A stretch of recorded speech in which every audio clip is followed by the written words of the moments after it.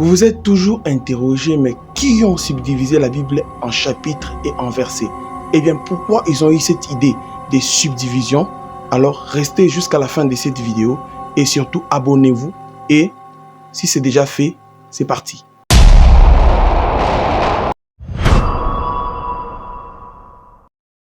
Nous avons vu dans la vidéo juste ici que les originaux de la Bible étaient des blocs de texte sans chapitre ni verset.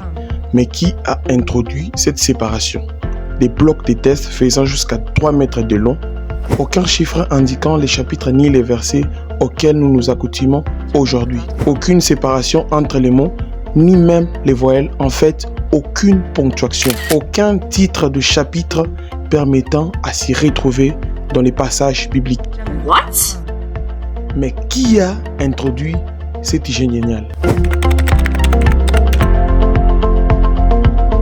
Alors, dans l'Antiquité, la nécessité de diviser les textes sacrés se fit très vite entendre pour découper les évangiles en 1162 sections. Il existait plusieurs systèmes, aussi bien que chez les Juifs, Sendaran, Perachiote et Pesukim, que chez les chrétiens, Canon Yeshabiani. En fait, chez nous comme nom.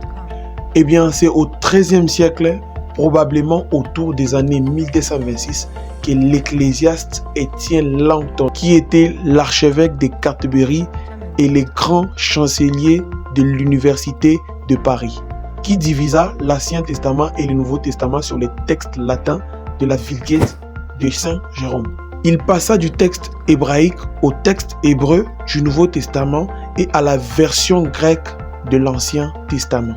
Et en ce moment-là, il établit une division en chapitres plus ou moins égaux et plus semblables à la plupart de nos Bibles actuelles. Eh bien, ce qui donna naissance à la fameuse Bible de l'époque, la Bible parisienne. Dès lors, cette division s'est répandue dans tout le monde entier et fut utilisée dans plusieurs églises, surtout les églises catholiques. Alors, Santus Paninios était un juif converti puis dominicain, natif de l'Italie, consacrant 25 bonnes années de sa vie à sa traduction de la Bible. Publié en 1927, il fut le premier à diviser les textes en versets numérotés.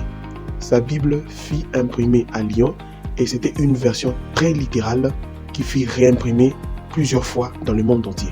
Alors, un trio très considérable dans l'évolution de la Bible, je ne peux pas m'empêcher de parler aussi d'un certain Robert Estienne, le célèbre imprimeur et humaniste français, qui réalisa à 1951 l'actuelle division en versets du Nouveau Testament. Et encore en 1955, il publia l'édition latine de toute la Bible.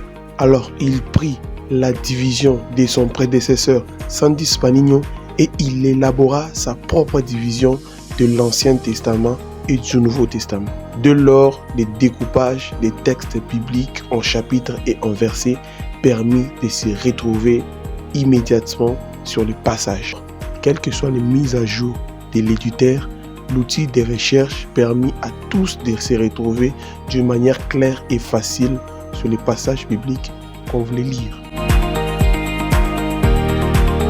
Alors, il s'agit bel et bien de la Bible de Genève qui paraît en 1560 en Suisse. Les éditeurs de la Bible de Genève optèrent pour les chapitres d'Étienne Langton et les versets de Robert Estienne. Alors, conscients pour leur grande utilité pour la mémo, la localisation et la comparaison des passages. Tout fut officiel en 1592 par le pape Clément VIII, qui fit publier en latin la nouvelle version de la Bible pour l'usage de l'Église catholique.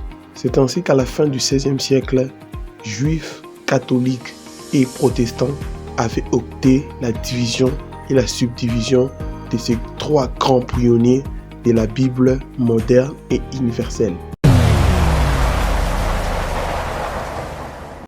C'était l'histoire de la Bible, l'histoire d'un très grand livre regorgeant plusieurs potentiels. Et alors, merci d'avoir visionné cette vidéo jusqu'à la fin.